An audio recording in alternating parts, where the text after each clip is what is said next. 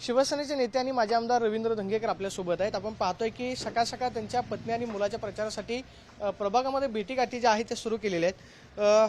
तुमची पत्नी आणि चिरंजीव यांनी दोघांनी अर्ज भरलेला आहे, भेटीगाठी सुरू केलेल्या आहेत। काय चित्र आपल्याला पुण्यामध्ये पाहायला मिळतं? मी जो प्रचार करतो हा शिवसेनेचा प्रचार करतोय आणि पुणे शहरामध्ये मी आता 2-3 प्रभागात सकाळच्या बारी जाऊन आलो।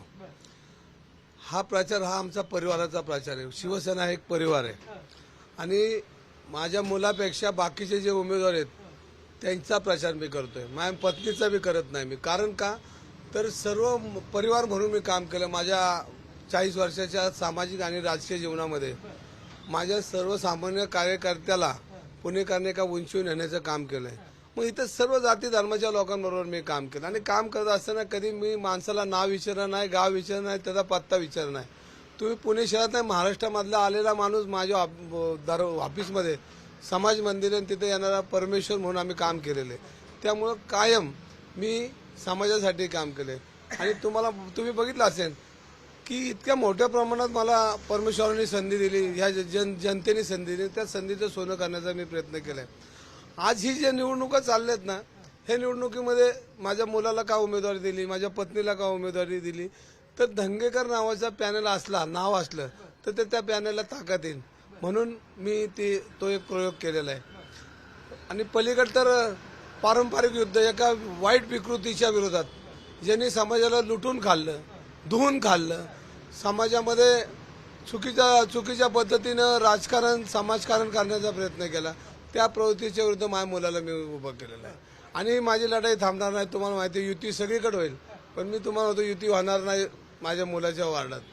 आणि कायम अन्यायाविरुद्ध आणि विकृतीच्या विरुद्ध लढायचं म्हणजे हा माझा पण आहे। मुलाच्या वार्डामध्ये विरोधक कोण असणार आहे तुमचा? म्हणजे अपक्ष म्हणून लढणार की आता शिवसेनेच्या अधिकृत चिन्हावर? माझा मुलगा धनुष्यबाण आणि धनुष्यबाणावर लढणार आणि कायम सर्व जाती धर्माला घेऊन माझा मुलगा लढणार, म्हणजे लढणारे जिंकणार। आणि काय माहिती का, लढणाऱ्याचं पोरग ते म्हणून तुम्हाला मागे सांगितलं ते रक्त थांबणार आहे का? अरे माझं रक्त आहे, ते स्वाभिमानी रक्त, छत्रपतींचा वारसा लाभलेलं रक्त आहे आणि मिक्स रक्त नाही, माझ्या ओरिजिनल भगवं रक्त आहे। आता शिवसेना आणि भाजप युतीचं काल तुमचे नेते असं म्हटले की अजून युती तुटलेली नाही किंवा मग अर्ज माघारी घेण्यापर्यंत हे सगळं चित्र स्पष्ट होईल। वाटतं का की दिलेले एबी फॉर्म जे आहे ते उमेदवार आणून देतील किंवा मग चित्र वेगळं पाहायला मिळेल किंवा भाजप शिवसेनेची? खरं सांगू का, बॉम्ब फोडलेला आहे, कुठं आता धातू गोळा करायला जाणार आहेत? कुठलाय बॉम्ब? काय माघार नाही, काय नाही। उलट तुम्हाला सांगतो, आमचे नेते बोलतात ते युतीच्या बाबतीत बोलतात, पण तुम्हाला सांगतो सगळ्यात आमचे 165 उमेदवार तयार होते। अचानक अर्ध्या तासात आम्हाला फॉर्म देताना आमची लय गडबड झाली, पण 165 उमेदवार तयार होते। मी तुम्हाला सांगतो किती भरलेत अर्ज? जवळजवळ 140 जणांचे फॉर्म गेलेले आहेत। आमची काल अर्ध्या तासात एवढे सगळं आमची अर्ज काय माघारी घेतले जाणार? बघा आता राजकीय बोलायचं तर कोण देणार आहे परत माघारी? कुठला कार्यकर्ता माघारी देतो का? अहो तो त्याचा पानाला लावतो। एवढे शिंदे साहेबांचं उमेदवारी मिळले, ज्यांचा कॉमन चेहरा आहे, ज्यांनी समाजामध्ये काम केले, लाडक्या बहीण योजना आणल्यात, गोरगरिबांना मदत केली। तुम्ही बघितलं असेल तर काश्मीरमध्ये जो घातपात झाला, सगळ्या लोकांना घेऊन आले, तिथल्या मुस्लिम समाजाच्या माणसाला घर बांधून देणारा नेता जगात कोण नाहीये। एवढं मोठं नेतृत्व आहे आणि आम्ही ते नेतृत्व मानलेलं आणि त्यांचंही मिळालेलं पत्र कोण देईल का या जगात? अरे एवढं मोठा माणसाचं लढाई ठरलेली आहे, बॉम्ब फोडलेला आहे, बॉम्ब फोडलेला कोण आता त्याच्या चिंध्या गोळा करणार? आता सगळे लढणार, 165 लढणार। उरलेल्या ठिकाणी आम्ही त्यांना पाठिंबा देणार आहे। आता पुण्यामधल्या राजकीय गुन्हेगारीची जी आहे ती बरीच चर्चा होते, ते म्हणजे राष्ट्रवादी काँग्रेसकडून अंधेकर असतील किंवा मग गजानन मारणे असतील, त्यांच्या पत्नीला उमेदवारी देण्यात आली। अजित पवारांच्या पक्षाकडून किंवा मग बापू नायर असेल, या सगळ्या गुन्हेगारांना जे आहे ज्यांच्यावरती आरोप आहे त्यांना उमेदवारी देण्यात आलेली आहे। तुम्ही पुण्यातल्या गुन्हेगारीच्या विरोधामध्ये आतापर्यंत बोलत आलेला आहात, दिलेली उमेदवारी योग्य आहे असं तुम्हाला वाटतं का? भयमुक्त पुणे पाहिजे, गुन्हेगारी मुक्त पुणे पाहिजे, प्रदूषण मुक्त पुणे पाहिजे, ट्रॅफिक मुक्त पुणे पाहिजे, पब मुक्त पुणे पाहिजे। ह्याचा आवाज आपला बंद आहे। आणि ज्यांनी ही गुन्हेगारी वाढवली त्याच्यावर मी तर रस्त्यावर उतरतोय। आपण समाजाला काय देणार? आपण युवकांना काय देणार? आमची मुलाबाळांना काय देणार? आमच्या नातूपंतूंना काय देणार?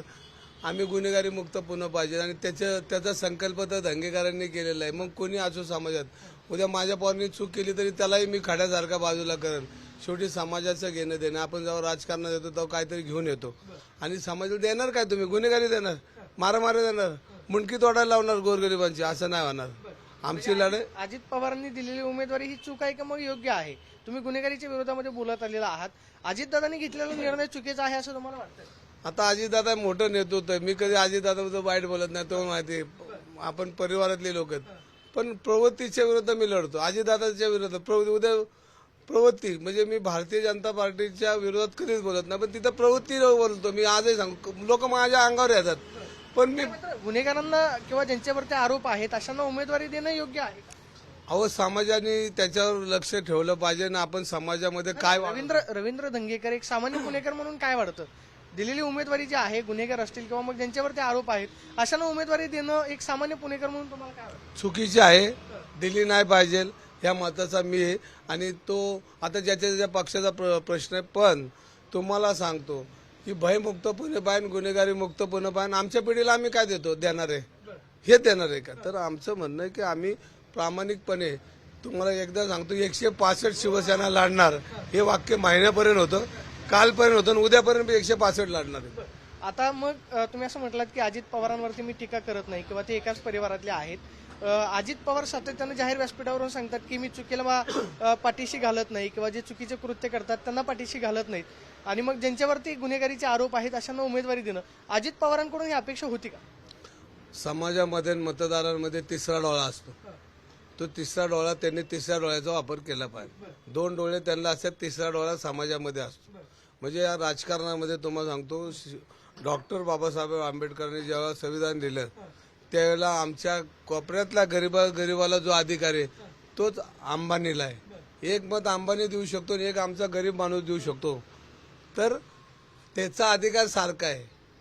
म्हणून सर्वसामान्य माणसाने जगामध्ये, समाजामध्ये, पुण्यामध्ये काय चाललंय ह्याची संपूर्ण माहिती घेऊन योग्य त्या उमेदवाराला आणि प्रामुख्याने धनुष्यबाणाला मत दिलं पाहिजे. ही विनंती मी पुणेकरांना करतो. कसं पुणेकर म्हणतील तसं. आता मात्र भाजप आणि शिवसेनेची युती तुटली असं तुम्ही म्हणताय की 165 उमेदवार जे आहेत ते निवडणूक लढवणार आहेत. बॉम्ब फुटलेला आहे. नक्की युती तुटण्याचं कारण काय की एवढ्यापर्यंत आले? तुम्हाला अचानक दुपारनंतर एवढे सगळे अर्ज भरावे लागले. धनुष्यबाण चिन्ह त्याचं एबी फॉर्म जे आहे ते सगळ्या उमेदवारांना द्यावं लागलं. नाही, काल एकदम गोंधळ झाला. मी पक्षाच्या लोकांना विनंती करत होतो की मी 40 वर्ष राजकारणात आहे. या शिवसेनेचा मी नगरसेवक 2 वेळा होतो आणि शेवटच्या क्षणी काय होणार हे मला सगळं माहिती असतं. पण का होतं असं मला कळत नाही. पण आता झालं आणि सगळ्या कार्यकर्त्यांना गाफील ठेवून अशा पद्धतीने, पुण्याच्या कार्यकर्त्यांना गाफील ठेवून अशा पद्धतीचं काम निवडणूक यंत्रणेत आम्हाला अनेक त्रुटी, त्याच्यामध्ये आम्हाला आमचे सक्षम उमेदवार देताना आले, आमची धावपळ झाली, फॉर्म जायला पाहिजे, ह्या सगळ्या गोष्टी अर्ध्या तासात घडल्या. पण हे सगळं जे झाले हे चुकीचे झाले. आपण पाहतोय की आता सगळीकडे एबी फॉर्म जे आहेत ते शिवसेनेचे गेलेले आहेत आणि दिलेले एबी फॉर्म जे आहेत ते कार्यकर्ते आणून देणार नाहीत. त्यामुळे आता पुणे शहरामध्ये लढाई जी आहे ते सगळ्या प्रवृत्तींच्या विरोधामध्ये असेल अशी प्रतिक्रिया रवींद्र धंगेकरांनी दिल्याचं आपल्याला पाहायला मिळते. कॅमेरा पर्सन विके चव्हाण, मी प्रदीप कापसे, TV9 मराठी, पुणे.